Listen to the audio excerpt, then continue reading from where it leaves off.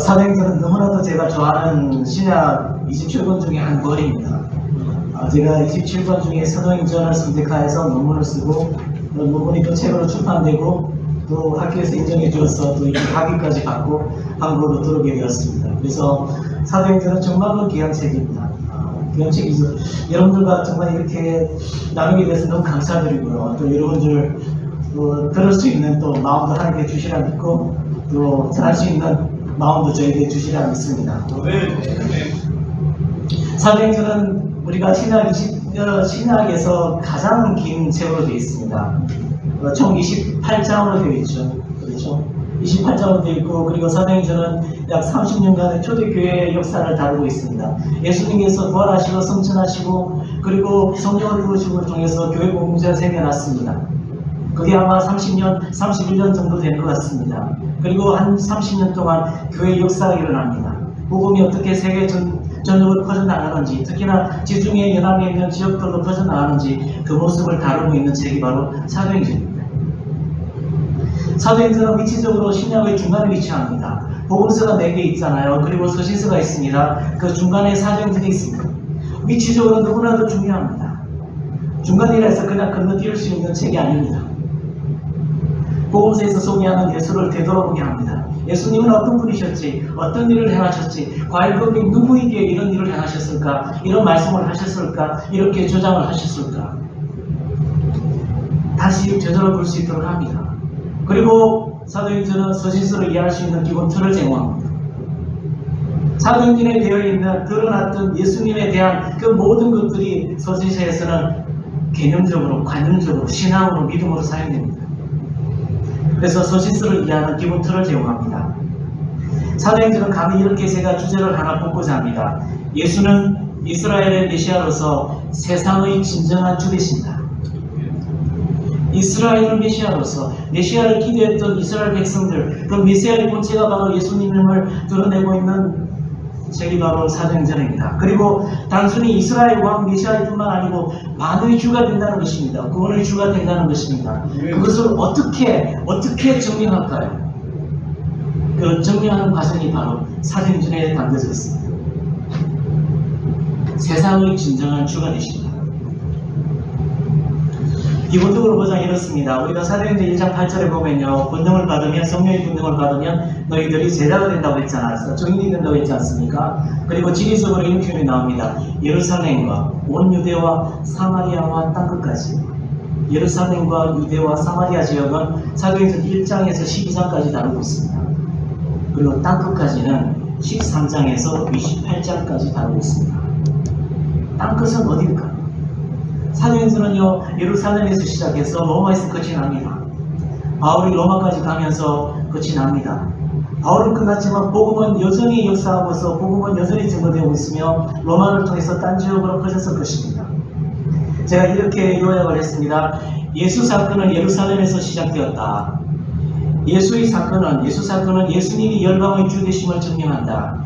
복음은 로마 제국의 통치자가 머무는 로마에 도달한다. 상상을 해보세요. 여러분, 학생 여러분, 로마 시대 때 로마 황제가 머물고 있는 그 로마에 복음이 갑니다. 진정한 예수 그리스도가 주 되심을 가진 그 복음을 가지고 갑니다. 이 복음은 아마도 로마 황제에 대한 암묵적 도전일 수 있습니다. 로마 황제 당신은 진정한 왕이 아니야. 다른 왕이 있어. 만유의 주가 계셔. 그 메시지가 로마, 그 황제가 있는 곳에 도달합니다. 로마는 세상의 끝은 아니지만 복음이 로마에 도착한 것은 사방으로 퍼져나갈 수 있음을 의미한다. 여러분들 잘 아시잖아요. 고대 세계에서 모든 길은 로마로 이어지고 모든 길은 로마에서 시작됩니다. 복음이 로마에 도달한다는 것은 가능성적으로 모든 지역에 선포될 수 있는, 증거될 수 있는 그 여지를 남기고 있다는 것입니다. 흥미롭지 않나요? 제가 어떻게 이 말씀을 준비할까 고민을 하다가 여러분들과 한 절씩 이렇게 나눠보는 게 좋을 것 같다는 생각이 들었습니다. 어떤 주제를 가지고 전가하기보다는 성경 말씀을 따라가면서 이렇게 나누는 것이 좋지 않을까 싶습니다. 성경 본문은 제가 슬라이드에 다 올려놨습니다. 그래서 여러분들은 성경을 펼치시면서 또 슬라이드를 보시면서 따라오시면 되겠습니다. 사도행전 1장은요, 예수님의 성천과 사도들을 이야기하고 있습니다. 사도행전은요, 누가복음의 속편입니다. 누가복음에는 전편이 되고요, 사도행전은 송편이 됩니다. 그 정거는요, 1절에 보시면 데오빌로여 되어 있습니다. 즉 누가복음의 수신자는 데오빌로였고 사도행전의 수신자도 바로 데오빌로입니다. 내가 먼저 쓴 글에 되어 있죠. 즉 누가복음에 쓴 글에는 어떤 내용이 담겨져 있다고요? 예수님께서 행하신 일, 예수님께서 가르치신 일, 부활하시고 성천하시던 날까지 기록한 책이 바로 누가복음입니다. 누가복음은요, 예수님의 행동에 대해서 이야기합니다. 비전을 쫓으시죠, 가르치시죠, 또 엉뚱한 말씀을 하십니다. 내가 안식일의 주인이다, 내가 죄 용서의 권세가 있다, 하나님만이 하실 수 있는 일을 예수님이 하실 수 있다라고 이야기하십니다. 과연 예수님이 그 말씀을 하실 때에 그게 진정 사실일까? 사실이라면 예수님은 어떻게 증명할까? 그 증명하는 과정이 사도행전 1장과 2장에 나와 있습니다. 너무나도 중요한 장이 사도행전 1장과 2장입니다. 복음서에서는요, 과연 예수가 누구에게 이런 일을 하는가? 누구에게 이런 말씀을 하는가?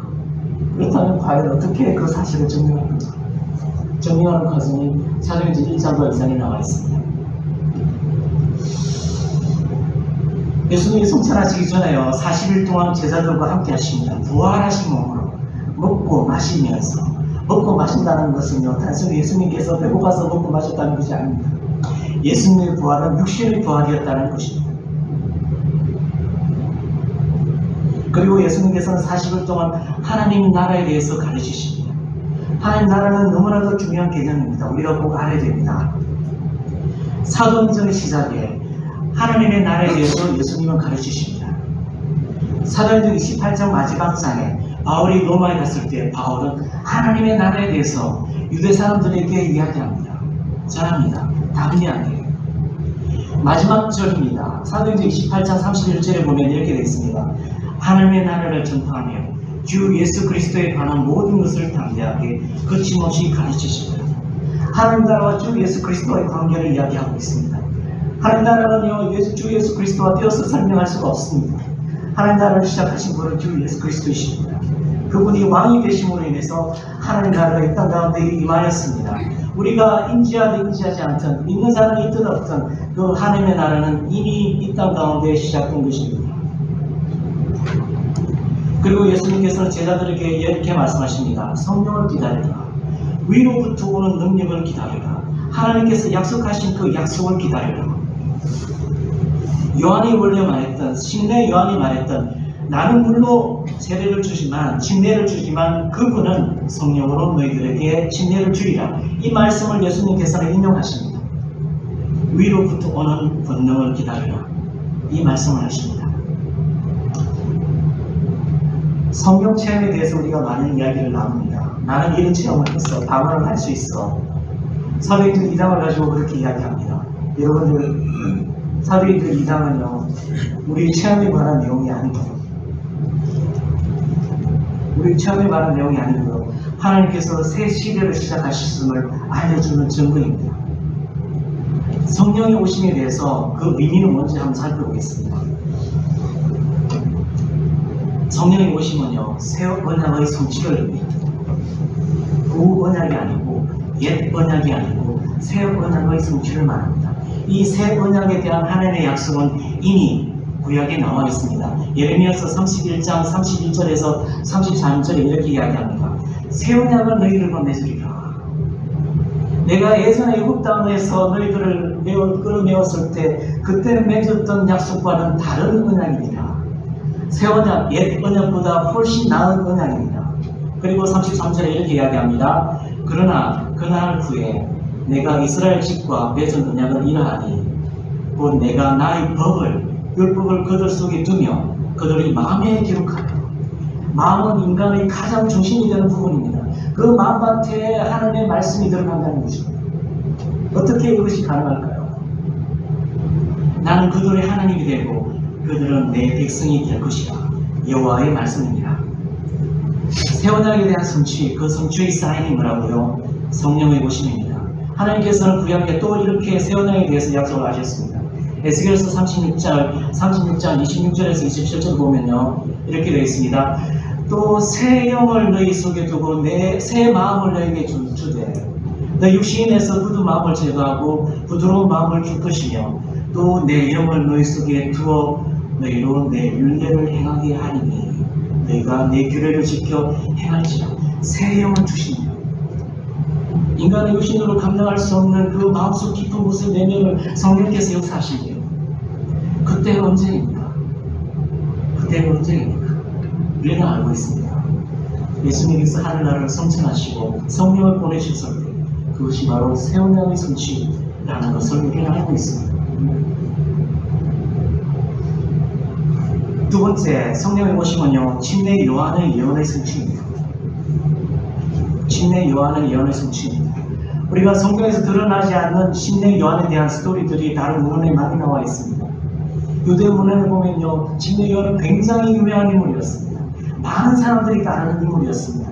그래서 많은 사람들은요, 혹시 침례 요한이 메시아가 아닐까? 누가복음 3장 15절을 보십시오. 15절 보시면요, 백성들이 바라고 기다림으로 모든 사람이 요한을 혹 그리스도신가 심중에 생각하니 침례 요한은요, 자신은 아니라고 말합니다.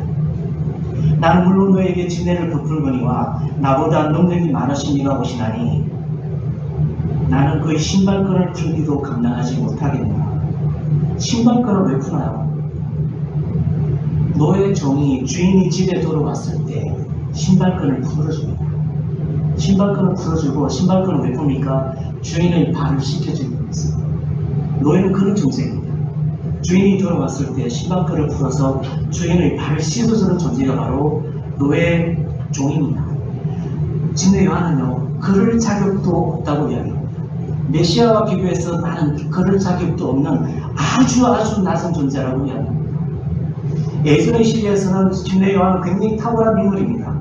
그렇지만 새 언약의 시대, 예수 그리스도의 시대에서는요, 가장 낮은 존재입니다. 그는 성령과 불로 너에게 침례를 베푸실 것이고,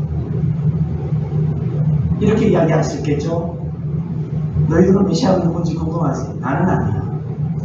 메시아는 어떤 분이라고? 앞으로 성령과 불로 너에게 침례를 베푸실 분이야 라고 이야기하고 있는 것입니다. 예수님께서 침례를 하실 때에 성령을 언제 침례를 하셨나요? 복음서에서 보셨나요? 본 적이 없습니다. 맨 밑으로 보세요. 요한은 메시아가 성령으로 침례를 줄 것임을 예언했고, 예수님은 그 예언이 곧 성취될 것임을 성천 전에, 하늘나라로 성천하시기 전에 말씀하십니다. 성령을 오시면 예수님의 하늘 성천과 진정 메시아의 심을 입증하는 역사적 사건, 개인적 체험이 아닙니다. 역사적 하나님의 세시의 요심을 알려주는 증표가 바로 성령의 오심입니다. 세 번째는요, 성령의 오심은 무엇을 의미하느냐? 예수를 증언하는 능력을 가지게 된다는 것입니다. 사도행전 1장 8절을 보십시오. 오직 성령이 너희에게 임하시면 너희가 권능을 받고 되겠습니다. 너희가 권능을 받고 예루살렘과 온 유대와 사마리아 땅까지 이르러 내 증인이 되리라. 성령을 역사하시는 우리가 제자들이 예수님을 증언하는 존재로서 살아갈 수 있다는 것입니다. 증언은 말로만 하는 증언이 아닙니다. 삶으로서 드러내는 증언입니다. 그 능력을 우리가 가질 수 있다는 것입니다. 복음은요, 죄 용서만을 이야기하지 않습니다. 복음은요, 성령의 역사하신 성령의 능력이 뭐냐니까 하는 그 부분도 중요한 복음의 부분입니다. 성령의 오심은 예수께서 예수를 증언하는 제자들의 사이에 직접 증인으로 참여하실 것임을 의미합니다. 이 참여는 예수님의 제자들을 통해 이루어집니다. 복음은 죄 용서의 은혜와 성령님의 능력 주신 둘 모두를 포함합니다.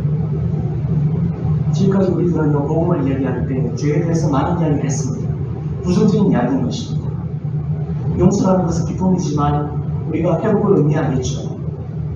그렇지만 우리가 복음을 전할 때 또 빼먹어서는 안 되는 부분은요, 성령이 내주하신 능력, 삶을 살아갈 수 있는 능력, 하나님께 주시는 공급하심이 있다는 것입니다. 이 부분을 꼭 우리가 복음을 전할 때 포함시켜야 된다고 저는 생각을 합니다. 아멘.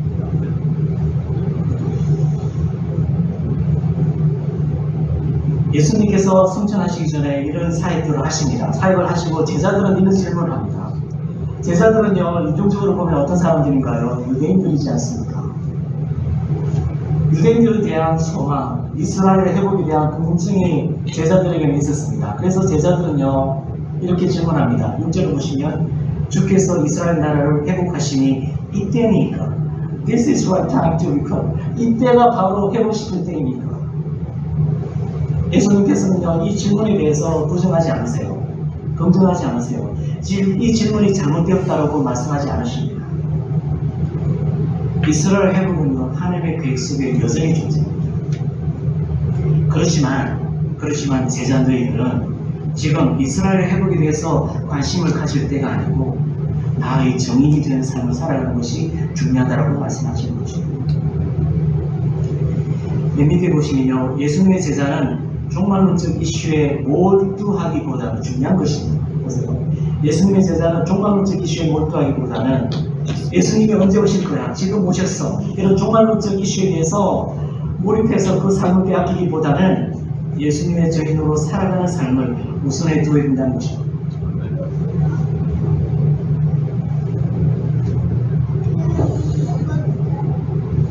우리가 성경을 읽으면요, 신약을 읽을 때에 이런 부분이 나옵니다. 예수님의 부활과 성천을 따로 떼어서 이야기하는 경우들이 있습니다. 특히 누가복음과 사도행전은요, 예수님의 부활과 예수님의 성천 사건을 따로 떼어서 개별적으로 묘사하는 모습을 우리가 볼 수 있습니다. 그러지만 때로는요, 예수님의 성천 사건을 예수님의 부활 사건에 포함시켜서 설명하는 경우도 있습니다. 그래서 마태와 마가와 요한은요, 성천 사건이 부활 사건에 포함된 것으로 이해하고 설명합니다. 그러면 예수님의 성천은 또한 어떤 의미일까요? 예수님의 재림을 암시하는 것입니다. 11절을 보세요. 예수님께서 하늘나라로 성천하실 때 구름이 그를 가립니다. 그리고 제자들은요, 예수님이 성천하시는 모습을 봅니다. 그때 천사 둘이가 옆에, 제자들 옆에 서서 이렇게 이야기합니다. 이 예수는 하늘로 가심을 본 그대로 다시 오시리라. 예수님이 처음 오셨습니다. 나약한 종으로 오셨어요. 자기 자신을 비우시면서 종으로 오시고 십자가에 죽으심까지 끝까지 복종하시면서 우리의 죄를 짊어지시고 이 땅 가운데서 죽으셨습니다. 부활하시고 성천하셨습니다. 그것이 초림입니다. 처음 오셨다는 것이죠. 그렇지만 하나님의 계획, 구속의 계획은 거기서 끝나지 않습니다. 예수님께서 다시 오실 것입니다. 이 예수는 하늘로 가심을 본 그대로 오시리라. 맨 밑에 보시면요, 하나님의 종말론적 계획은 예수님의 초림으로 시작되었고 예수님의 재림으로 완성될 것임을 의미합니다. 이렇게 예수님께서 성천하시고 그 다음에 소개하는 부분이 예수 공동체를 소개하고 있습니다. 공동체 이름을 보세요. 처음에는 누가 나오나요? 베드로가 나오고 요한, 야고보, 안드레, 빌립, 도마, 바돌로메, 마태가 나오고 그 다음에 야고보가 나옵니다. 11제자입니다. 다른 유다가 빠졌습니다. 그렇죠. 14절을 보시면요, 여자들과 있습니다. 그리고 예수의 어머니 마리아, 대단하지 않나요? 예수님을 낳았던 마리아, 예수님의 아우들, 형제들과 더불어 마음을 같이하여 오로지 기도에 힘쓰더니 모인 우리의 수가 약 120명이나 되리라 했습니다. 예수님의 아우들은 아마도 마태복음 13장 55절에서 소개했던 예수님의 형제들을 말합니다. 야고보와 요셉과 시몬과 유다입니다. 야고보는요, 야고보서를 쓴 저자입니다. 그리고 예루살렘 교회의 지도자가 됩니다. 유다는요, 유다서의 저자입니다. 저는 이런 생각을 해봅니다. 누가라는 이 저자는 예수님의 어린 시절에 대해서 어떻게 알았지? 예수님이 어떻게 태어나셨고 어떤 유년생활을 하셨는지 어떻게 알았지? 아마도 누가는요, 마리아로부터 직접 들었을 가능성이 높습니다. 누가는 예수님의 정보, 특히 어린 시절에 대한 정보를 마리아와 예수 형제들로부터 얻었을 가능성이 있다는 것입니다.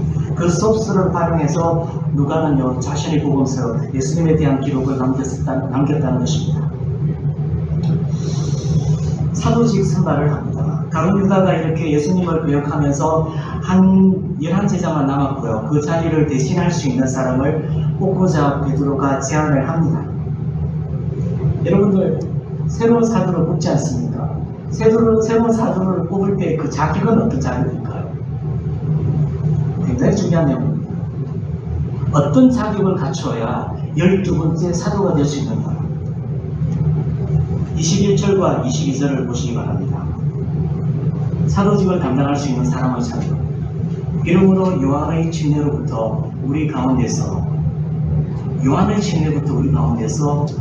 올려져 가신 날까지, 예수님께서 하늘나라로 승천하신 날까지 주 예수께서 우리 가운데 출입하실 때에 항상 우리와 함께 다니던 사람 중에 하나를 세워 우리와 더불어 예수님께서 부활하심을 증언할 사람이 되게 하려 하여. 대단한 말씀입니다. 침례 요한의 사역부터 예수님께서 이 땅을 걸어가셨던, 사역하셨던 그 경험을 직접적으로 한 사람, 예수님의 죽음을 목격한 사람, 예수님의 부활하심을 경험한 사람, 예수님의 성천하심을 본 사람, 그 사람이 바로 사도가 될 수 있다. 부활을 증언할 수 있는 사람이 될 수 있다라고 이야기합니다. 사도행전에서 정인이라는 단어가 있습니다. 마르투라라는 단어인데요. 정인이라는 단어는 굉장히 특수 전문 용어입니다. 예수님의 사역과 죽음과 부활, 그리고 성천을 직접 경험한 사람, 목격한 사람을 우리는 사도행전에서는 정인이라고 합니다. 그리고 요한 1서를 보면 이렇게 되어 있습니다. 정인, 요한 1서, 요한이즘 그리지 않습니까? 태초부터, 요한 1서 1절에서 3절을 보시면 태초부터 있는 생명의 말씀에 관하여는, 잘 보세요. 우리가 들은 바요, 우리가 눈으로 본 바요, 자세히 보고 손으로 만진 바가 되어 있습니다. 이 영원한 생명을 우리가 보았고 증언하여 너에게 전하노니 이는 아버지와 함께 계시다가 우리에게 나타나신 바 된 이이시니라. 예수님에 대해서 이야기합니다. 직접 보고 만지고 듣고 경험한 예수님을 기록했다라고 이야기합니다. 맨 밑에 보시면요, 신학은 예수님을 직접 경험한 1차 목격자 또는 1차 목격자의 영향을 받은 사람들의 기록으로 우리 성도의 믿음은 기록된 말씀에 뿌리를 줍니다. 예수님을 직접적으로 경험한 사람들, 그 경험한 사람들의 영향 속에 있었던 제자들, 그 제자들이 기록한 책이 바로 신약성입니다. 우리는 제자들의 증언을 믿습니다. 제자들이 직접 경험한 예수님을 믿는 것입니다. 여러분들 따라오시나요? 네. 예, 너무 빨리 가나요? 아닙니다. 좀 먼저 얘기해봐요. 좋습니다. 사도행전 2장을 보시겠습니다. 2장은요, 성령 강림과 베드로의 설교 내용이 나옵니다. 좀 긴 내용입니다. 너무나도 중요한 내용입니다. 첫 번째는 오순절 성령 강림 사건이 일어나는데요. 오순절이라 하면 6월절 이성 뒤 50일을 말합니다. 유대인이 지키는 특별한 절기입니다. 여러분도 아시다시피 예수님께서 죽으셨던 때는요, 6월절입니다. 6월절이 있은 50일 뒤에 승천하셨습니다. 예수님이 부활하신 때는 언제입니까? 6월절이 끝나고 3일째 되는 날에 부활하셨습니다. 그리고 40일 동안 부활 후 제자들과 함께 했습니다. 그리고 승천하시죠. 그리고 승천하신 지 약 일주일 뒤에 예수님께서 약속하신 성령을 보내십니다. 오순절은요, 유대인들에게 매우 특별한 절기입니다. 팔레스타인 지역에 있는 유대인들이 예루살렘을 찾아갈 뿐만 아니고 수많은 지역에서 거주하고 있는 디아스포라 유대인들이 예루살렘을 찾습니다. 지중해를 둘러싼 여러 지역 출신들이 예루살렘을 찾고요. 그 여러 지역에서 이 사람들은 태어났습니다. 1세대, 2세대, 3세대.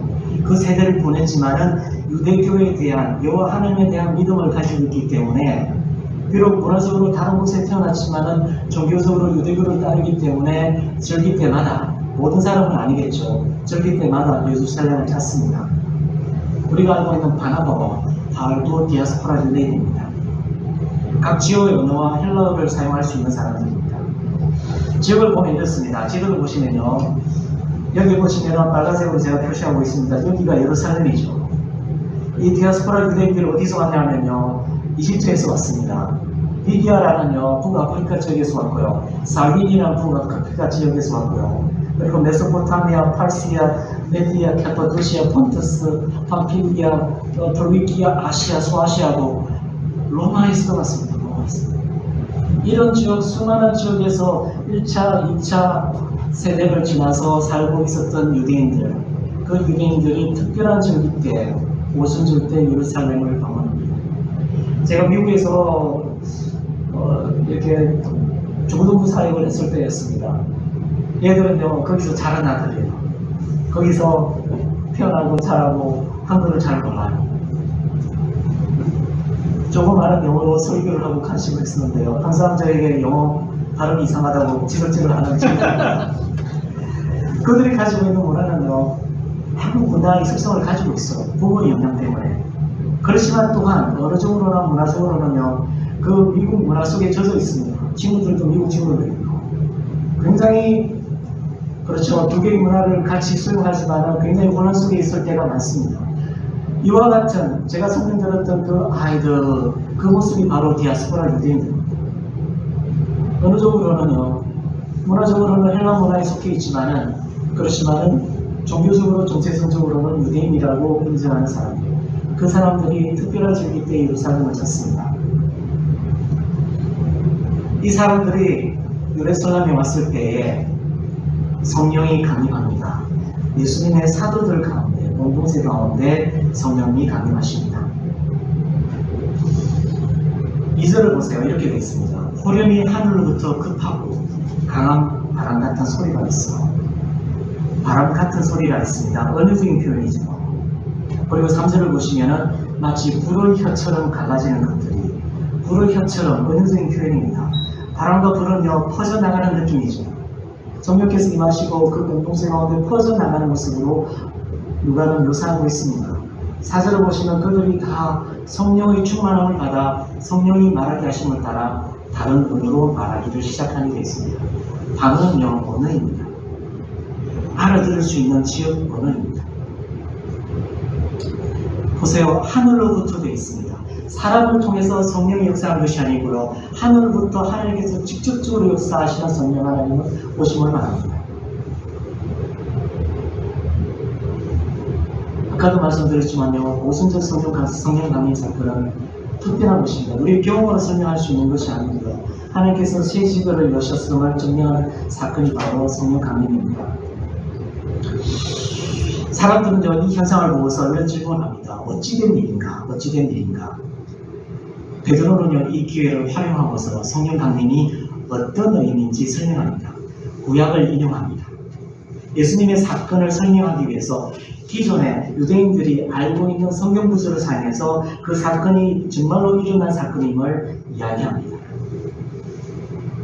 성령이 오셨음에 대해서는요, 요엘서 2장을 언급하고, 메시아의 부활을 이야기할 때 시편 16편을 언급하고요, 메시아를 언급할 때 사무엘하 또는 시편 132편을 언급하고요, 메시아의 하늘 보좌 절기와 다스림을 이야기할 때 시편 110편 1절을 인용합니다. 사용 목적은요, 구약을 왜 사용할까? 이런 질문을 던질 수 있겠죠. 하나님의 약속이 예수 그리스도를 통해 실현되었다는 것입니다.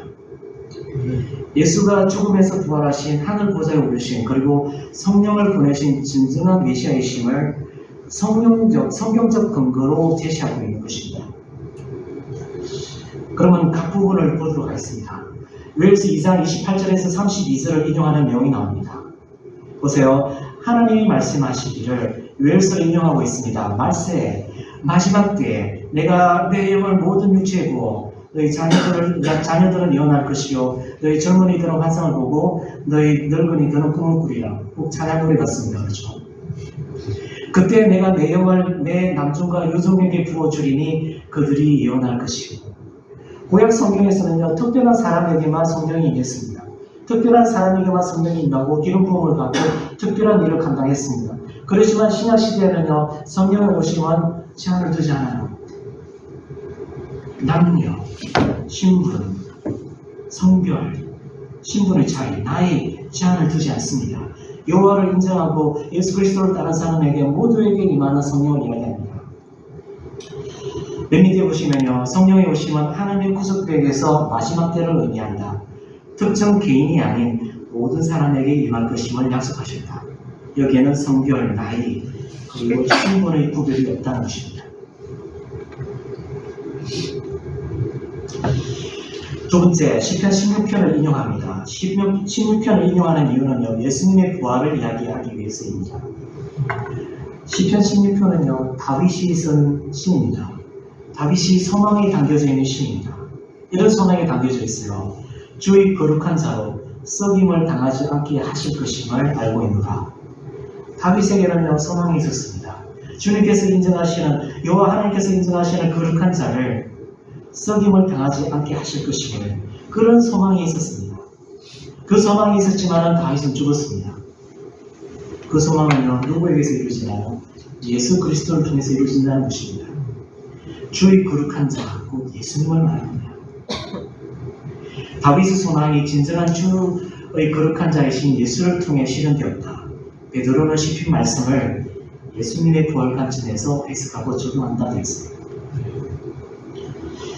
세 번째는요, 시편 132편 11절이나 또는 사무엘하 7장 12절과 13절을 암시합니다. 직접적 인용이 아니고요, 특정한 표현이나 단어를 사용해서 그 구약 본문을 끌어오는 역할을 하는 것이 바로 암시입니다.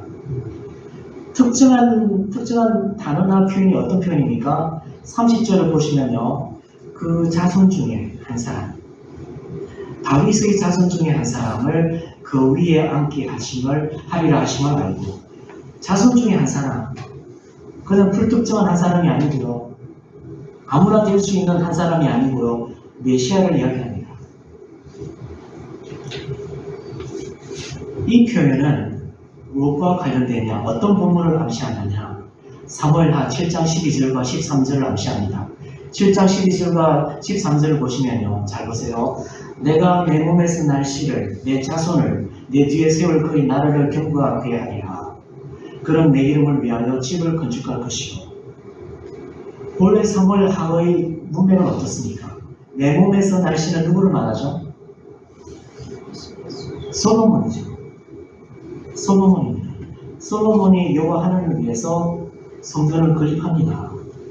약속대로 건립합니다. 그리고 나는 그의 나라의 왕위를 영원히 경고하게 하리라. 나는 그에게 아버지가 되고 그는 내게 아들이 되리니. 근데 솔로몬은요, 불순종했습니다. 솔로몬은요, 진정한 하나님의 아들이 아니었습니다. 유대인들은요, 이 본문을 어떻게 이해한다고요? 메시아를 통해서 이루어질 본문으로 이해합니다. 맨 밑에 보시면요, 원래 다윗의 자손은 솔로몬이고 그가 성전을 건축했다. 그러나 솔로몬의 불순종으로 인해 하나님의 약속이 실현되지 못했다. 이 약속은 진정한 다윗의 자손, 메시아 하나님의 아들 예수로 실현된다 되겠습니다. 네 번째 보시면요, 시편 110편 1절을 인용하는 내용이 나옵니다. 신약 성경에서 가장 많이 인용되는 구약 구절이 바로 시편 110편 1절입니다. 잘 보세요. 이 부분을 이해를 하셔야 됩니다. 이해를 못하시면 오늘 돌아가지 못하십니다.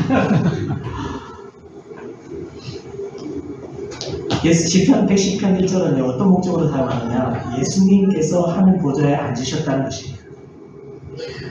땅의 보좌가 아니고요, 다윗이 있었던 땅의 보좌가 아니고요, 하늘 보좌에 승천하시고 앉으셨다는 것입니다. 34절과 35절에 이렇게 이야기합니다. 시편 110편 1절을 인용하고 있는데요, 다윗은 하늘에 올라가지 못하였으나 주님 말하여 이르되, 주께서 되어 있습니다. 잘 보세요. 주께서. 원래 히브리 말로는요, 여호와를 말합니다. 주께서.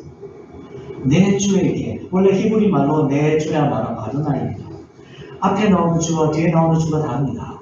첫 번째 나오는 주는요, 여호와 하나님께서 내 주에게, 다윗의 주에게 말씀하시기를 내가 내 원수로 내 발등상이 되게 하기까지 너는 내 우편에 앉아 있으리라 하셨구나. 여호와 하나님께서 내 주, 다윗의 주, 즉 메시아에게 이렇게 말씀하셨다는 것입니다. 너는 내 우편에 앉아 있으리라. 밑에서 설명하고 있습니다.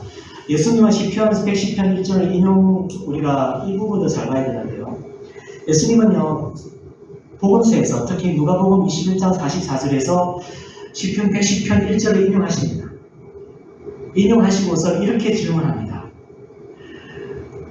다윗이 말하기를, 주께서 내 주께 말하기를 내가 내 원수로 발등상이 되게 하기까지 너는 내 우편에 앉아 있으라 했는데, 근데 예수님은 이렇게 질문하십니다. 44절 보시면 누가복음 21장 44절입니다. 그런즉 다윗이 그리스도를 주라 칭하였으니 어찌 그의 자손이, 즉 다윗의 자손이 다윗의 주가 되느냐는 것입니다. 예수님께서는요, 자기 자신을 드러내십니다. 때로는 직접적으로 말씀하시기도 하시지만은 때로는 질문을 던지시고 그 질문에 대답을 하지 않으신 채로 남겨둡니다. 여기서는요, 대답을 하지 않으신 채로 남겨둡니다. 메시아는요, 다윗의 주가 되는데, 그런데 어떻게 다윗의 후손이 되느냐? 이 딜레마를 어떻게 우리가 풀 수 있느냐? 예수님께서는 이 질문을 하시지만 대답을 하지 않으십니다. 저 밑에서 세 번째 보시면요, 메시아는 다윗의 자손인데 어떻게 다윗의 주가 될 수 있는가? 다윗의 아도나이가 될 수 있는가? 예수님께서는요, 십자가에 돌아가시기 전에 누구에게 끌려갑니까? 유대인, 그렇죠? 종교 지도자들에게 끌려갑니다. 사면주인 공의 재판에 서게 됩니다. 사면주인 공의 재판에서 유대교 지도자들은 이렇게 질문합니다. 67절을 보시면요, 이르되 내가 그리스도이거든 그에게 말하라. 당신이 정말 그리스도인가? 예수님께서 이렇게 대답하십니다. 내가 말할지라도 너희가 믿지 않을 것이요 내가 물어도 너희가 대답하지 않아야 할 것이니 가십니다. 그러나 이제부터는 인자가 하나님의 권능의 우편에 앉아 있으리라 하시니, 다 이르되 그러면 하나님의 우편에 앉아 있다니 당신이 그러면 하나님의 아들입니까? 예수님께서 대답하십니다. 너희들이 내가 그라고 말하고 있느니라 되었습니다. 예수님께서는요, 시편 110편 1절을 암시하고 계십니다. 예수님의 주장은요, 다윗의 주이며 메시아이며 하나님의 아들이라는 것입니다. 보세요. 재판장에서 예수님께서 이렇게 이야기했습니다. 그런데 예수님께서 이 사실을 어떻게 입증할까요? 유대인의 종교 지도자들은요, 정말 당신이 메시아냐? 예수님께서 말씀하십니다. 너희들은 내가 하나님 우편에 앉아 있는 것을 보게 될 것이다. 예수님께서는 이걸 어떻게 증명할까요? 누가 이 사실을 입증할까요? 예수님은 진짜 크레이지 하십니까? 말도 되지 않는 주장을 하시는 겁니까? 아니면 예수님의 주장이 진짜라면 이 사실을 어떻게 증명할 것입니까? 누가 입증할 것입니까? 누가 그 입증에 대한 증인이 될 것입니까? 그 내용이 바로 우리가 지금 읽고 있는 사도행전 2장에서 이야기하고 있습니다. 원래 본문 사도행전 2장으로 다시 왔어요. 32절에 이렇게 되어 있습니다. 잘 보세요. 이 예수를, 너희들이 죽인 이 예수를 하나님이 살리시니라. 누가 살리셨나요? 하나님이 살리시고 주를 잡으시기 바랍니다. 우리가 다 이의 증인으로다. 하나님이 오른손으로 예수를 높이시니, 누가 높이셨다고요? 하나님이 높이셨습니다. 그 약속하신 성령을 아버지께 받아서 승천하시고서 보좌에 앉으시고 약속하신 성령을 받아서 너희가 보고 듣는 이것을 부어주시느니라 되어 있습니다. 네.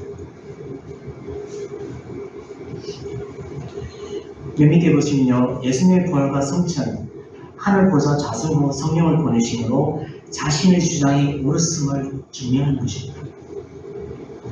예수님께서 승천하시고 성령을 보내심은요, 예수님의 모든 주장들, 하셨던 모든 사역들 주장들, 그 주장들이 옳았음을 증명하는 사건이 바로 성령의 부심입니다.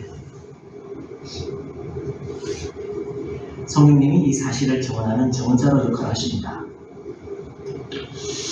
잘 보시면요, 좀 그림이 잘 보이시나요? 보시면 제가 한번 표시를 해보겠습니다. 한글본이 없어서 제가 영어본을 이렇게 봅니다. 저 빨간색을 잘 보시면 오른쪽 기드론 밸리라가 있습니다. 기드론 밸리. 기드론 협곡입니다.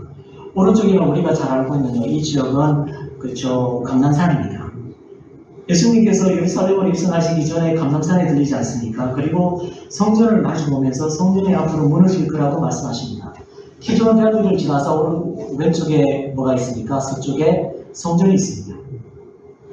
성전이 있고 성전 밑에 남쪽에는 뭐가 있습니까? 다윗의 보좌, 다윗의 도시라 해서 다윗의 보좌가 있는 곳입니다. 솔로몬이 앉았던 그 보좌가 바로 이곳에 있습니다. 오른쪽은 동쪽이죠. 성전은 어느 쪽을 바라본다고요? 동쪽을 바라봅니다. 그 성전의 우편에는 뭐가 있습니까? 다윗의 보좌가 있습니다. 솔로몬의 보좌가 있는 곳입니다. 이스라엘 백성들은요 이렇게 믿었습니다. 자신의 왕은 하나님 우편에 앉는 존재다. 왜냐하면 이 성전에 하나님께서 특별하게 자신의 인재를 허락하셨습니다. 이 성전에 특별하게 하나님의 인재를 허락하시면서 그 우편에는 누가 앉는다고요? 다윗의 자손 솔로몬이 앉았던 보좌입니다.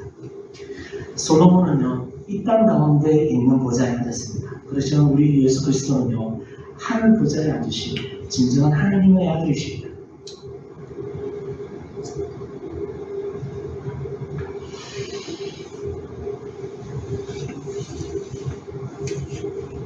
맨 밑에 보시겠습니다. 제가 이렇게 시간이 많이 흐르죠. 시간이 얼마나 계신가요? 예. 맨 밑에 보시면 이스라엘 백성은 다윗의 보좌에 앉은 솔로몬을 다시 읽겠습니다. 이스라엘 백성은 다윗의 보좌에 앉은 솔로몬을 하나님 우편에 앉는 것으로 여겼다. 왜냐하면 예루살렘 성전에 하나님의 영광의 임재가 허락되었기 때문이다. 솔로몬이 앉았던 보좌는 하늘 보좌가 아니라 땅에 있는 보좌이다. 그러나 예수님은 땅에 있는 하나님 우편이 아닌 하늘에 있는 하나님의 영광의 자리 우편에 앉으셨다. 그리고 진정한 하나님의 아들이심을 입증하셨다. 성령 강림이 이 사실을 정리한다. 성령 강림 사건의 의미를 이렇게 좀 요약을 해봤습니다. 침례 요한의 예언이 실현되었음을 의미한다. 요한의 예언대로 예수님은 물이 아닌 성령으로 침례를 주셨다. 성령의 오심은 새 언약의 실현을 의미한다. 성령의 오심은 세상을 향한 하나님의 계획에서 마지막 때의 시작을 의미한다. 성령의 오심은 부활 성천 예수의 하늘 보좌에 왕으로 좌정하시고 다스리심을 의미한다. 성령님은 예수님에 대한 이 사실을 전가하는 정인이 되신다. 성령님은 예수님에 대한 이 사실을 말과 삶으로 전가하는 예수님의 제자들에게 능력이 되신다. 베드로는 이 설교를 마무리합니다. 이렇게 마무리하죠. 36절을 같이 읽으시겠습니다. 이 부분을 같이 읽으시면요. 시작. 그런즉 이스라엘 온 집은 확실히 알지니 너희가 십자가에 못 박은 이 예수를 하나님이 주와 그리스도가 되게 하셨느니라. 이 예수를 너희가 십자가에 박은 이 예수를 하나님이 주와 그리스도가 되게 하셨느니라. 주라는 표현을 우리는 어떻게 이해할 수 있을까요? 주는 노예가 주인을 부를 때 주여 합니다. 학생이 선생을 부를 때 주여 합니다. 이 주라는 표현은 어떤 차원의 주를 말하는 걸까요? 주인. 로마 백성이 로마 황제를 부를 때도 주라고 이야기합니다. 과연 그런 차원의 주일까요? 그런 차원의 주가 아닙니다. 충칭하시고 성령을 보내신 하늘 보좌에 앉으신 그 주를 이야기하고 있는 것입니다. 잘 보시면요. 요엘서 2장 32절에서 베드로가 요엘서 2장 32절을 인용했잖아요. 성령 강림 사건을 설명할 때 인용했습니다. 인용한 구절에는 이렇게 되어 있습니다. 누구든지 주의 이름을 부른 자는 구원을 받으리라. 잘 보세요. 요엘이 말했던 이 주는 누구를 말합니까? 구약에서는요. 여호와 하나님을 주라 이야기했습니다. 그런데 신약에서는요. 누가 주가 되신다고요? 예수님이 주가 되신다는 것입니다. 맨 밑에 보시면요. 하나님은 세상을 향한 구속의 계획에서 마지막 때인 지금 그의 아들 예수님을 통해 일하신다. 예수님은 만유의 주가 되시고 그분의 이름이 되신다는 것입니다. 마지막 때 세운자의 시대에는 하나님께서는 누구를 통해서 일하신다면 예수 그리스도를 통해서 일을 하십니다. 예수 그리스도를 믿는 것이 바로 여호와 하나님 믿는 것입니다. 예수 그리스도를 향해서 회개하는 것이 바로 여호와 하나님께 회개하는 것입니다. 예수님은 만유의 주가 되시고 구원의 이름이 되십니다. 사도행전 4장 12절을 보면 이렇게 되어 있습니다. 어떤 주인가요? 구원의 주라는 것입니다. 구원의 이름 예수 그리스도. 다른 이름으로서는 구원을 받을 수 없나니 천하 사람 중에 구원을 받을 만한 다른 이름은 우리에게 주신 일이 없습니다 하였더라. 이러한 주이십니다. 우리 주님은 이러한 주님이십니다. 로마서 10장 9절을 보시면요. 내가 만일 내 입으로 예수를 주라 시인하며 어떤 주를 말하나요? 로마의 주를 말하나요? 너희가 주인을 부를 때 주라 말하나요? 아닙니다. 승천하신 주님, 부활을 통해서 증명하신 승천하신 주님, 그 주님을 시인하며 또 하나님께서 그를 죽은 자 가운데서 살리신 것을 내 마음에 믿으면 구원을 받으리라 그랬습니다. 에베소서 1장 20절에서 22절에 이렇게 되어 있습니다. 그의 능력이 그리스도 안에서 역사하사 죽은 자들 가운데서 다시 살리시고 하늘에서 자기 우편에 앉히사 모든 통치와 권세와 능력과 주권과 이 세상뿐만 아니라 오늘 세상에 일컫는 모든 이름 위에 뛰어나게 하시고 또 만물을 그의 아래에 복종하게 하시고 그를 만물 위에 교회의 머리로 삼으십니다. 모든 것을 포괄할 수 있는 가장 높은 곳에 오르시고 하나님만이 허락되라 하나님만이 가질 수 있는 그 영광의 자리, 그 영광의 자리를 허락하신 예수님께 허락하신 하나님. 여러분들 올림픽 금메달 땄잖아요. 그런데 금메달은요 한 사람만 금메달을 따야 됩니다. 상상을 해보세요. 그런데 금메달을 한 명이 아니고 2명, 3명 땄다고 생각해보세요. 그 영광의 빛을 내겠습니까? 우리 하나님께서는요 그 영광의 자리를 예수 그리스도께 허락하셨습니다.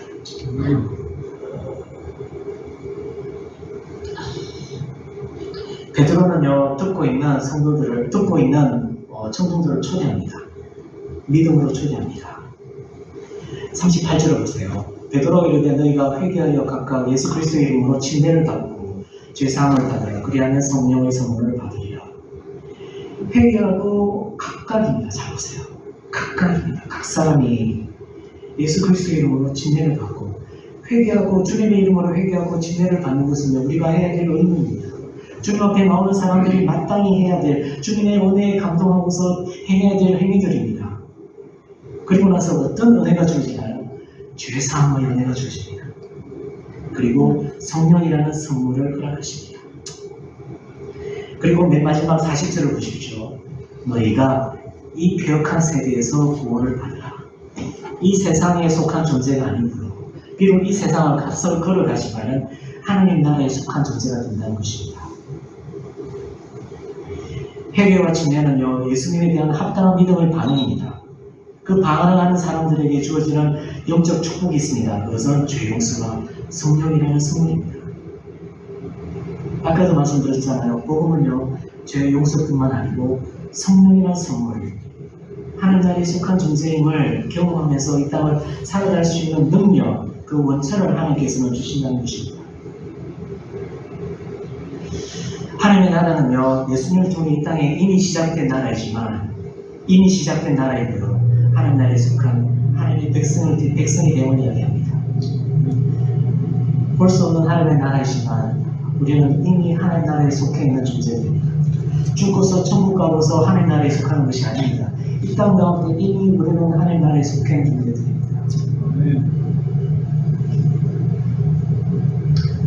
제가 너무나도 좋아하는 구절입니다. 구절을 간단히 설명을 드리면요. 믿음의 공동체에 대해서 설명합니다. 약 3,000명의 사람들이 교회 공동체를 이룹니다. 그 공동체는 어떤 일이 일어납니까? 2장 41절에서 47절 내용을 보면 이렇습니다. 사도들의 가르침이 있습니다. 교제와 떡이 있고요. 기도가 있습니다. 기사와 표적이 일어나고요. 물건을 서로 나누고 세상 궁핍한 사람들을 도와주고 성전에서 집에서 모임이 끊임없이 이루어지고요. 순전한 마음으로 음식을 먹고 하나님을 찬미합니다. 그것은요 바로 하나님의 성전인 것입니다. 예수님의 공동체, 하나님의 영이 역사하고 하나님의 임재가 역사합니다. 그것이 바로 예수 공동체인 것이고 우리는 그것을 교회라고 부릅니다. 예수님은 새로운 성전을 이 땅에 세우셨습니다. 그것이 바로 교회입니다. 사무엘하 7장 12절에서 14절을 다시 보시면요. 원래 다윗의 씨는 어떻습니까? 다윗의 자손은 솔로몬입니다. 그런데 이런 말씀을 하셨어요. 내 몸에서 내 씨가 내 뒤에 세워 그 나라를 경고하게 하리라. 그런 내 이름을 위하여 집을 건축할 것이고 하나님의 성전을 건축한다고 했습니다. 솔로몬은 건축했죠. 그렇지만 메시아도 또한 오신 메시아도 하나님의 성전을 건축할 것이라는 것입니다. 솔로몬은 여호와 하나님의 집을 즉 성전을 건축했습니다. 메시아는요 어떻게 여호와의 집을 건축합니까? 자신의 몸으로 이 땅의 성전을 시작하십니다. 메시아의 성전은 그리스도의 몸을 이루는 공동체를 말합니다. 요한복음에 이런 내용이 나옵니다. 요한복음은요 태초에 말씀이 계셨고 그 말씀은 하나님과 함께했고 그 말씀은 바로 하나님이라고 말씀하지 않습니까? 그 로고스 하나님께서 성육신 하신다고 이야기합니다. 그리고 나서 14절에 이렇게 말하지 않습니까? 말씀이 육신이 되어 우리 가운데 거하시네 되어 있습니다. 거하시네. 거하다는 표현은요 헬라어 원어를 보면은 스케이노라는 표현입니다. 스케이노는요 원뜻은 성막을 말합니다. 성막입니다. 성막은요 여호와 하나님께서 출애굽 이후에 이스라엘 백성들에게 특별하게 허락하신 하나님의 임재입니다. 성막은 출애굽 후 광야 시절 하나님께서 자신의 임재를 허락하신 곳입니다. 그 내용이 어디에 나옵니까? 출애굽기 40장 34절에 나옵니다. 구름이 회막을 덮이고 여호와의 영광이 이 성막을 충만하네. 그 성막이라는 표현을 어디에서 사용하고 있다고요? 요한복음 1장 14절에서 이야기합니다. 말씀이 육신이 되어 우리 가운데 성막이 되셨습니다. 예수님께서 하나님의 성전이 되신 것입니다. 예수님은 하나님의 영광이 가는 성막이 되셨으며 그 영광은 바로 예수님의 성전, 바로 교회를 말합니다. 교회는요 예수님의 공동체가 보이는 것이고요 하나님의 임재가 충만한 역사하는 것입니다. 샬롬의 은혜가 있는 것입니다. 때로는 우리 현실을 보고서 그렇지 않다라고 믿을 때가 많습니다. 아닙니다. 원래 실체가 바로 그런 모습입니다. 예수님께서 이렇게 말씀하십니다. 요한복음 2장 19절에서 21절을 보시면요. 너희가 이 성전을 헐라 내가 사흘 동안에 일으키리라. 유대인들이 이르되 이 성전을 46년 동안 지었거늘 내가 3일 동안에 일으키겠느냐 하더라. 그러나 예수님은요 예루살렘 성전을 말하는 것이 아니고요 성전된 자기 육체를 가리켜 말씀하시는 것입니다. 고린도전서 3장 16절에 이렇게 되어 있습니다. 너희가 하나님의 성전이구나. 하나님의 성령이 너희 안에 계시는 것을 알지 못하느냐. 너가 아니고요 너희라 했습니다. 복습니다. 하나님의 성전인 것을 알지 못합니다. 교회 공동체는 하나님의 충만함이 예수님의 이름으로 성령님을 통해 역사하는 하나님의 성전입니다. 성전이라는 단어는요 단순히 번역적인 표현이 아닙니다. 성전이라는 표현은 영적 실체입니다. 우리가 하나님의 성전입니다.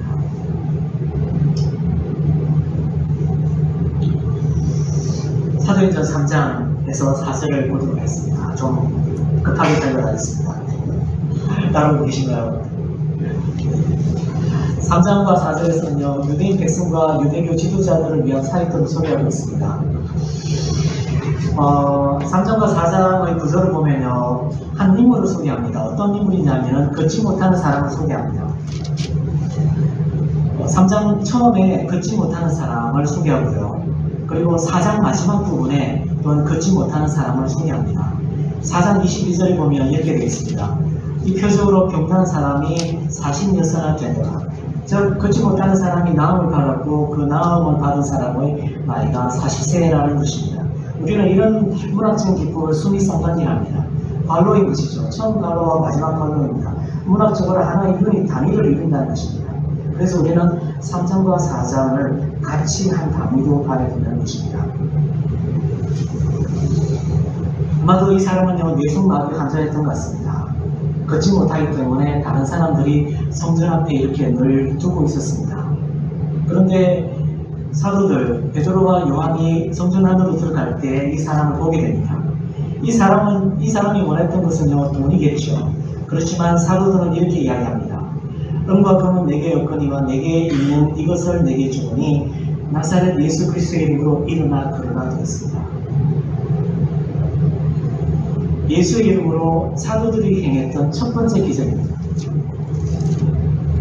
이 사람은요, 일어나며 걷고 뛰고 찬송하며 성전 안으로 들어갑니다. 이 기적을 많은 사람들이 목격합니다. 그리고 이 기적을 통해서 베드로는 설교할 수 있는 기회를 삼습니다. 유대 문헌을 보면요, 기적은 어떻게 발생하는가, 지의 기적은 어떻게 이루어지는지 아마 캐로라이즈 분류를 하자면 아마 세 가지 분류가 이루어지는 것 같습니다. 첫 번째는 매개물을 사용하는 것이죠.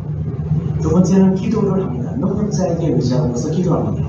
세 번째는요, 치유할 수 있는 능력이 바로 치유하는 그 사람 속에 있다는 것입니다. 여러 치유 사건들을 유대 문헌에서 찾아볼 때 이 세 가지로 분류할 수 있습니다.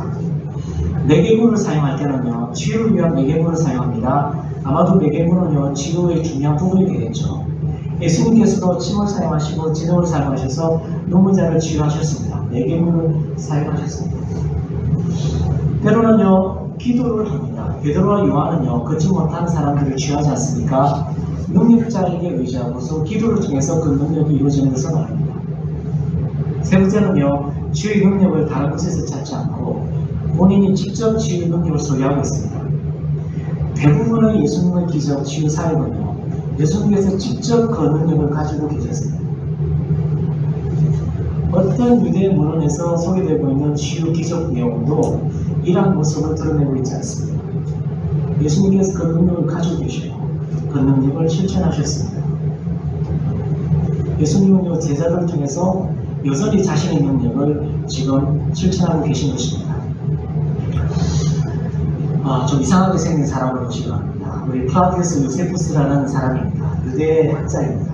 유대 역사가인데요. 이 사람은 원래는요, 유대인으로서 로마군이 유대 지방을 침략했을 때에 저항군으로서 이렇게 저항군을 이끌었던 장군입니다. 그런데 이 장군이 그 전투에서 패배하면서 로마군의 포로가 되었습니다. 그리고 예루살렘이 함락되고 이 사람은요, 로마로 끌려갑니다. 끌려가고서 로마 황제 베스파시아누스 황제의 친구가 됐고요. 그리고 베스파시아누스 황제의 성을 따서 자기 이름을 플라디우스라고 바꿉니다. 플라디우스 요세푸스, 유대 역사학자, 유대 역사를 기록한 많은 집필을 남긴 사람입니다. 이 사람의 기록입니다. 이 사람은요, 예수님을 전혀 모릅니다. 예수님을 개인적으로 믿지 않고 그리스도인이 아닙니다. 그런데 이 사람은 이렇게 이야기합니다. 그 사람의 기록에 보면, 엔티코티스라는 기록에 보면요, 이 무렵에 지혜로운 사람 예수가 있었는데 그런 놀라운 일을 행하는 사람이었다. 놀라운 일을 행하는, 기적을 행하는 사람이었다라고 요세푸스도 이야기합니다.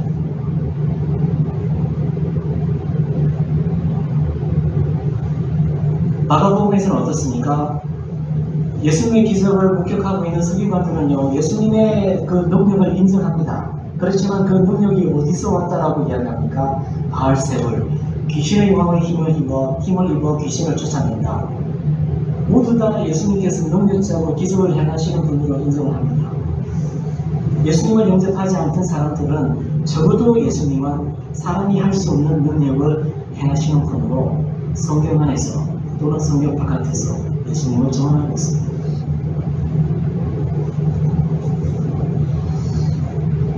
아까도 말씀드렸지만요, 기적은 사람들이 관심을 갖고 설교할 기회를 제공합니다. 끊임없이 예수님에 대한 논란이 있는 것이죠. 과연 예수님이 누구이기에 예수님의 이름으로 이러한 기적이 행해지는가? 라는 부분에 대해서 끊임없이 베드로는 설교를 이어갑니다. 베드로는 예수님에 대해서 이렇게 소개합니다. 13절 보시면은 아브라함과 이삭과 야곱의 하나님 곧 우리 조상의 하나님, 우리 조상의 하나님이라는 말씀은요, 신실하신 약속을 이루시는 하나님이라는 것입니다. 그의 종 예수라고 이야기합니다. 그리고 14절에서는 거룩하고 의로운 이라고 이야기하고 있고요. 15절에서는 생명의 주를 죽였다. 너희들이 생명의 주를 죽였다. 아이러니하지 않나요? 생명의 주가 되는데 죽임을 당하신 예수 그리스도. 십자가 이렇게 예수님 곁에서 십자가 처형을 당하고 있던 두 죄인은 이야기합니다. 한 명은 말하죠. 당신이 다른 사람을 구원할 수 있다면 당신 자신부터 구원하라 라고 예수님에게 이야기하지 않습니까? 정말 아이러니하죠. 생명의 주이신데 너희들이 그분을 죽였다고 했습니다. 우리가 이 일의 정인이라 됐습니다. 그리고 이 사람이 나오면요, 예수를 믿는 믿음으로 나아졌다고 이야기합니다. 베드로는 이야기합니다. 너희가 회개하고 돌이켜 너희 죄로 시함을 받으라. 이같이 하면 새롭게 되는 날이 주 앞으로 될 것이다. 회개는 뭐를 말할까요? 회개는요, 이렇게 말씀드리고 싶습니다. 우리가 버스를 탈 때 출발 지점을 이야기할 거예요. 출발 지점으로 생각의 변화를 의미합니다. 그 다음에 돌이킴은 어떤 것입니까? 회개의 결과로 나타나는 진행 방향의 전환을 말합니다. 생각의 변화가 일어나고요. 진행의 방향이 바뀝니다. 그리고 믿음은요, 회개와 돌이킴의 과정을 통해 도달하는 지점을 말합니다. 지금 믿음은 우리가 한번 믿고 끝나는 것이 아닙니다. 우리가 믿음에 도달하는 지점, 종착역이 바로 믿음인 것이고 그 믿음 속에서 우리는 계속 살아가는 것입니다. 탕자가 있지 않습니까? 우리가 잘 아는 요한복음 15장에 나오는 탕자 이야기입니다. 너무나 힘든 과정 속에서 이 사람은요, 얼핏 생각을 하게 되었어요. 내가 만일 아버지께 돌아간다면 나의 아들, 내가 아버지의 아들이라는 자격을 주장하지 아니하고 내가 그분의 종으로서 내가 돌아간다면 내가 배불리 먹고 마실 수 있을 텐데 생각을 했습니다. 탕자는요, 생각에 머물지 않았습니다. 회개하고 돌이킵니다. 아버지께 돌아갑니다. 그리고 아버지가 베푸는 잔치에 참여합니다. 아버지의 은혜에 힘입어서 계속해서 살아갑니다. 우리는 회개해요. 돌이킴, 믿음을 중창 위에 우리는 살아가고 있습니다. 맨 마지막에 보시면요, 회개는 구애가 아닙니다. 회개는 생각의 변화와 행위의 방향 전환을 그리고 믿음의 삶을 전제한다. 단순히 생각의 변화에 머문다면 그것은 회개가 아니고 구애일 것이다. 우리는 구애한 것이 아니고 회개를 한 것입니다. 그리고 베드로는 이렇게 이야기합니다. 새롭게 되는 날이 올 것이다. 언제 이루어진다는 것입니까? 그리스도 곧 예수를 보내실 때에, 만물이 회복될 때에, 그때 새롭게 되는 날이 올 것이다. 예수님의 초림뿐만 아니고 재림이 있을 것이라는 것입니다. 예수님의 재림 때 만물이 회복되는 그 은혜가 역사가 일어날 것이라는 것입니다.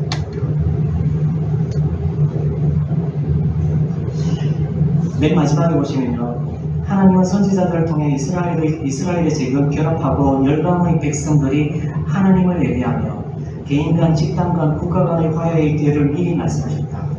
이 완전한 회복은 하나님께서 다시 예수를 보내실 때 이루어질 것이다.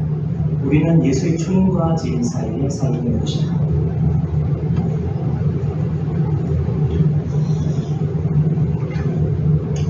베드로는요, 계속 이어갑니다. 베드로의 아브라함의 언약을 언급합니다. 25절을 보시면요, 하나님이 너희 조상과 더불어 세우신 언약의 자손이라는 것입니다. 이 언약의 자손인데 아브라함의 이름이 하나님께서 아브라함에게 약속하신 내용입니다. 내 씨로 말미암아 만민이 모든 백성이 복을 받으리라.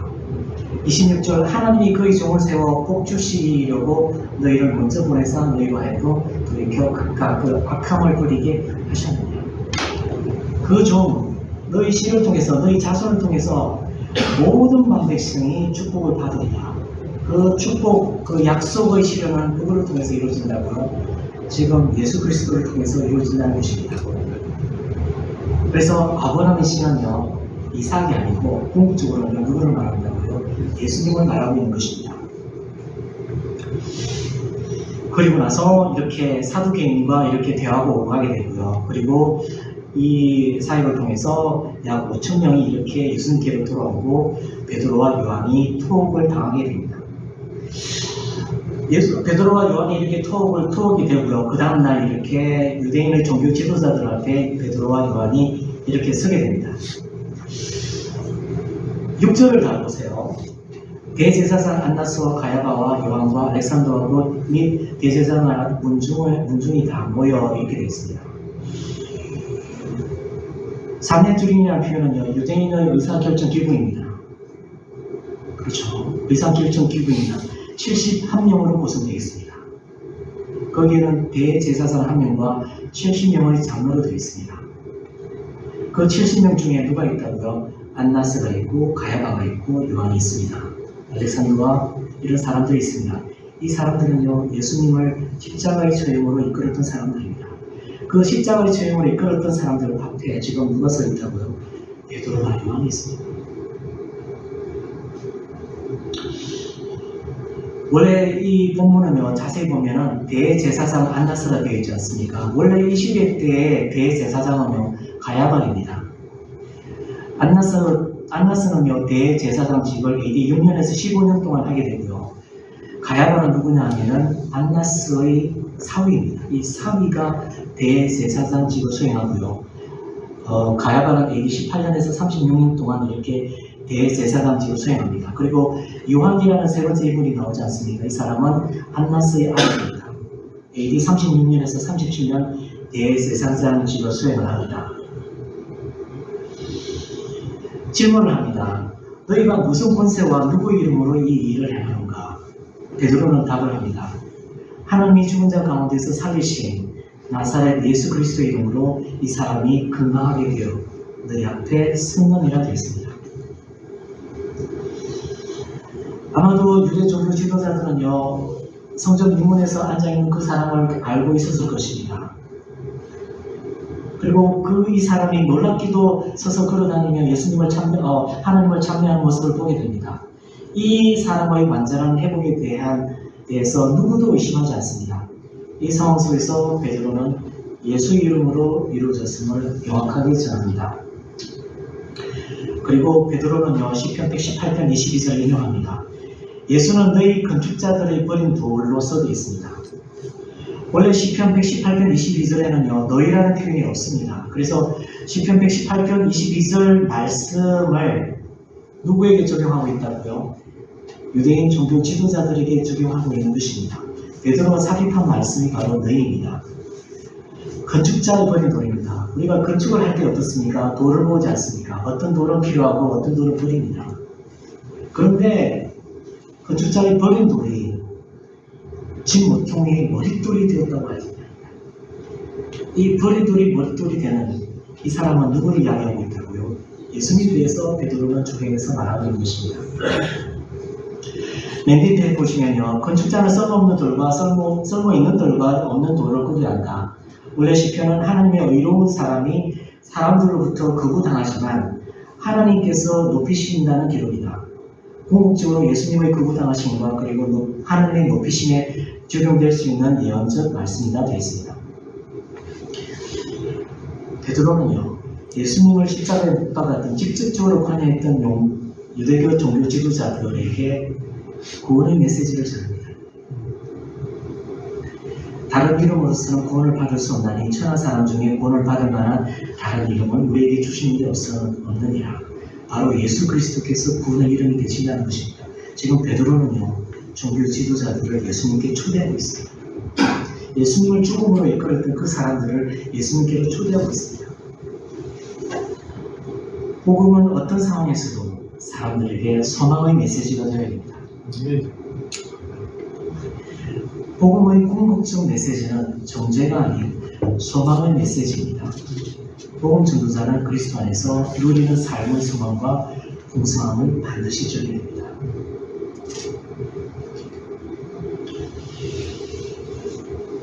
거기서 산헤드린 그 종교 지도자들은요, 요한과 베드로를 경고합니다. 절대 예수님에 대해서 더 이상 이야기하지 말라고 하죠. 그런데 베드로는 이렇게 이야기합니다. 20절을 보시면 우리는 보고 들은 것을 말하지 않을 수 없다고 이야기합니다.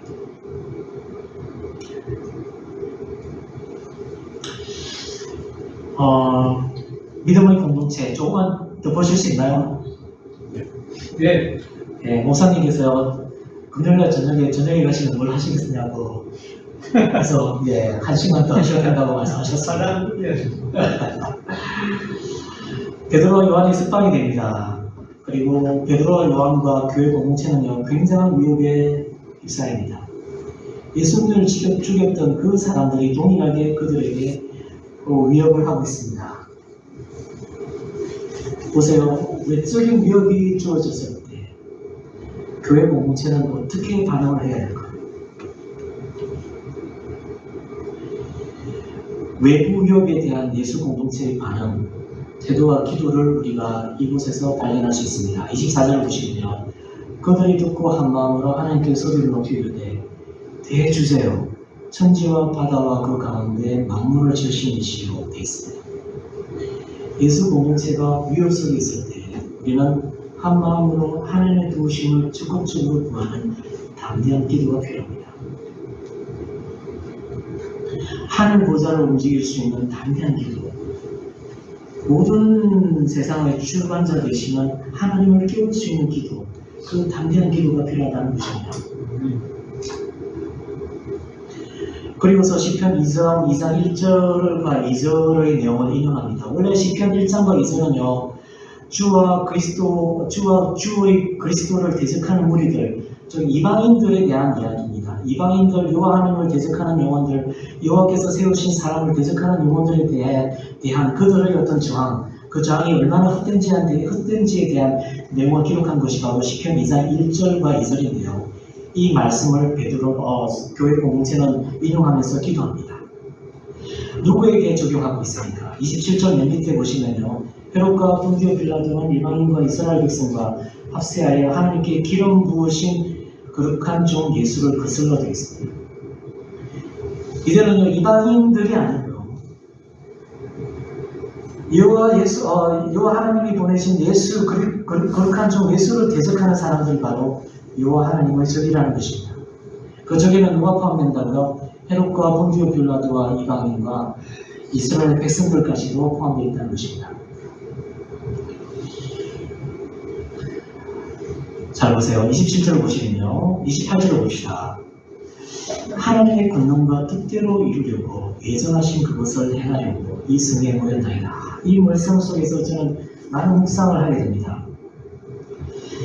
하나님의 권능과 뜻대로 이루려고 하나님의 주권적 계획하심 속에 그 예정하심 속에 혹시나 우리의 고난, 외부로부터 받는 위협이 있지 않을까? 하나님의 뜻이 있지 않을까? 우리가 받는 이 위협 속에서 하나님의 예정하신 계획, 우리가 알지 못하는 계획이 있지 않을까? 그 계획이 이루어지도록 교회 공동체는 기도하고 있습니다. 하나님의 주권적 계획과 그 계획의 실현, 이 상황 속에서도 이 상황을 사용하셔서 그 뜻이 이루어지기를 예수 공동체는 위협 속에서 기도하고 있습니다. 이 밑에 제가 요약한 부분입니다. 그리스도 예수를 대적하며 죽음으로 몰고 간 사람들을 향해 하나님은 구속 계획을 이루셨다. 동일한 사람들의 위협에 놓인 예수 공동체는 하나님의 주권적 계획을 이루시기로 기도한다. 예수님은 겟세마네 동산에서 이렇게 기도하셨다. 아빠 아버지여, 아버지께서는 모든 것이 가능하오니 이 잔을 내게서 옮기시옵소서.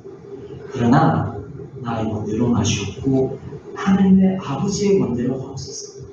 혹시나 이 과정 속에 하나님의 뜻이 있지 않나 그 뜻이 실현되도록 예수 공동체는 기도하고 있는 것입니다. 그리고 또 기도하는 내용이 담대함을 구합니다. 담대히 하나님의 말씀을 전하고 그리고 표적과 기사를 통해 거룩한 종 예수의 이름으로 이루어지게 하옵소서.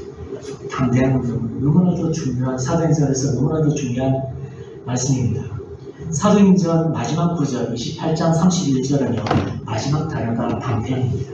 헬라 원문에 보면 담대함입니다. 이 담대한 증거를 통해서 하나님 능력이 드러나는 사역, 이를 통해서 예수님의 이름이 높임을 받는 사역, 그 사역이 이루어지도록 예수 공동체는 기도하고 있는 것입니다. 그리고 이들은 담대하게 하나님의 말씀을 전합니다. 제가 이렇게 정리를 한번 해봤습니다. 우리가 만일 신앙의 위협을 받을 때, 북한이나 중국이나 이런 곳에서 신앙의 위협을 받을 때 우리는 어떻게 과연 기도할까? 아마 이런 사람들이, 이런 성도들이 있을 것 같습니다. 하나님께서 모든 것을 알아서 하실 거야. 하나님께 맡기자. 두 번째는요, 위협에서 우리를 보호하소서, 우리를 건지소서. 아마 이런 기도를 할 것 같습니다. 아니면 압박을 주고 있는, 위협하는, 핍박하는 그 존재들을 심판하소서. 이런 기도를 할 수 있을 것 같아요. 근데 오늘 본문에서 드러나는 예수 공동체의 기도는 이런 모습인 것 같습니다. 위협 속에서도 하나님의 계획하신 뜻이 이루어지길 간구한다.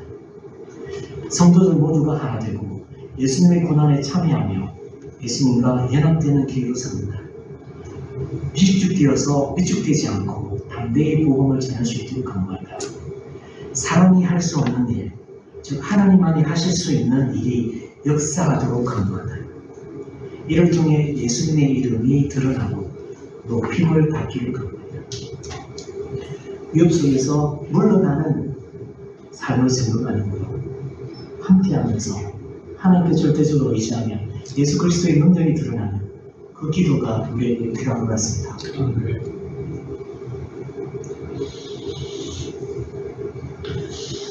믿음의 공동체의 모습을 설명하고 있습니다. 많은 부흥이 있습니다. 그리고 자기 재물을 나누게 되고요. 그리고 또 공동체의 삶을 살아갑니다. 청지기의 삶이죠. 청지기 부분을 마지막으로 하고 좀 마치도록 하겠습니다. 우리가 성경에서 이야기하는 청지기의 삶은 어떤 삶을 말할까? 하나님께서 나에게 주신 재산, 돈이나 능력, 은사를 내가 관계하는 관계 속에서 주어진 책임에 따라 관리하고 사용하는 것을 의미한다. 잘 보세요. 재산이나 돈이나 능력이나 내가 관계하는 관계 속에서 주어진 책임을 따라 관리하고 사용하는 것을 말한다. 대표적인 인물은 청지기는 누구입니까? 우리가 알고 있는 바나바입니다. 근데 그 청지기의 삶을 살지 못하는 존재들이 누구입니까? 아나니아와 삽비라입니다. 아나니아와 삽비라 이야기를 좀 보겠습니다. 제자들의 사역을 통해서, 사도들의 사역을 통해서 많은 부흥이 일어납니다. 그리고 33절을 보면은 큰 무리가 큰 은혜를 받았습니다. 예수 공동체는요, 여러 배경과 생각을 가진 사람들이 모이는 열린 공간입니다. 오픈 투 에브리원. 모든 사람에게 열려있는 공간이 바로 교회입니다. 그렇기 때문에 예수 공동체에는요, 내적으로 항상 위험 요소가 존재합니다. 위험에 노출될 수 있는 가능성이 많습니다. 아나니아와 삽비라는요, 이렇게 이야기합니다. 땅을 팔았습니다. 그리고 모든 것을 판 돈 모든 것을 헌금으로 내었다라고 이야기합니다. 그렇지만 일부를 숨깁니다. 중요한 것은요, 교회 공동체가 아나니아와 삽비라에게 강요하지 않았습니다. 헌금은 강요한 것이 아니고 자발적인 것이었습니다. 자신의 소유를 자신의 것으로 유지할 수 있는 선택권이 그들에게 있었습니다. 그렇지만 다 주었다고 하지 않으면 일부를 숨깁니다. 그런데 하나님은 마음을 아십니다. 하나님께서는요, 놀랍게도 신약 성경에 잘 드러나지 않게 즉각적으로 심판하십니다. 교회 공동체에 두려움이 있습니다. 교회 공동체는요, 열린 공간이지만, 누구나 올 수 있는 공간이지만 두려움이 있는 공간입니다. 하나님의 인자와 성령이 함께하는 공간인데 두려움의 공간이기도 합니다. 모든 것을 아시는 하나님이 함께하시는 공간이에요. 교회는 열린 공동체이지만 하나님의 영이 거하는 공동체에 위험한 공간이라는 사실을 우리는 기억해야 됩니다. 성도의 청지기의 삶을 이렇게 좀 요약을 하겠습니다. 모든 관계에는 책임이 따른다. 청지기의 삶은 관계성에 뿌리를 둔 자신의 역할과 책임을 다하는 것이다. 그리스도인이란 예수님과의 관계 속에서 드러나는 정체성을 말한다. 관계적인 것입니다. 내가 나를 그리스도인이라고 이야기할 때는요, 예수님과의 관계성을 이야기하는 것입니다. 결국 하나님 나라에 속한 하나님의 백성으로 이 땅에서 그리스도인이라는 정체성을 드러내는 삶이 바로 청지기의 삶이다. 하나님 나라의 가치를 실천하는 삶이다. 구원이라 함은 이 정체성에 대한 하나님의 최종적 선언인 것이다. 구원은 천국에 가는 것이 아닙니다. 우리의 신실하심을 역사의 마지막 때에 하나님께서 인정하고 선언하시는 그때가 바로 구원입니다. 그 구원은 이 땅에서 시작되었습니다. 최종적으로 하나님께서 선언하실 것입니다. 천국에 들어가기를 막연히 기다리는 삶이 아니라 이 땅에서 그리스도인의 정체성을 하나님 나라의 가치의 실전으로 드러내는 삶이 바로 종지계의 삶이다.